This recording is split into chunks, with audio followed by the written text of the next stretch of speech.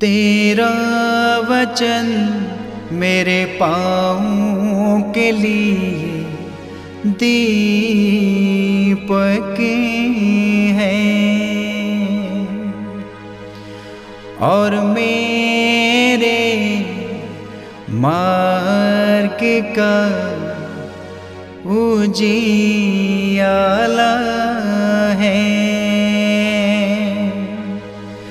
तेरा वचन मेरे पाँव के लिए दीपक है।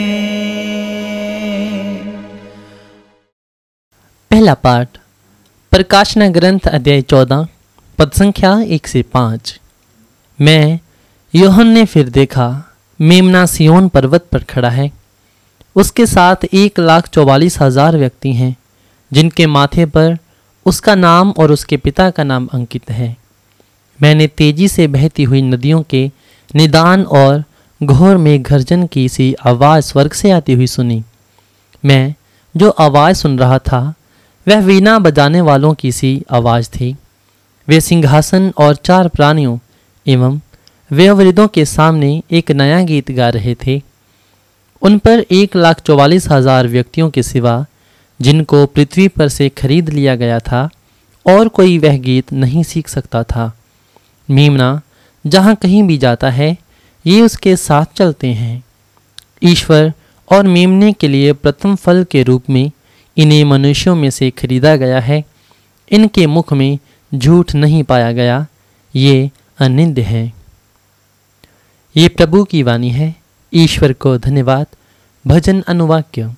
हे प्रभु, जो लोग तेरे दर्शन के लिए तरसते हैं वे ऐसे ही हैं। अनुवाक्य। हे प्रभु, जो लोग तेरे दर्शन के लिए तरसते हैं वे ऐसे ही हैं। पृथ्वी और जो कुछ उसमें है, संसार और उसके निवासी, ये सब प्रभु का है, क्योंकि उसी ने समुद्र पर उसकी नींव डाली है।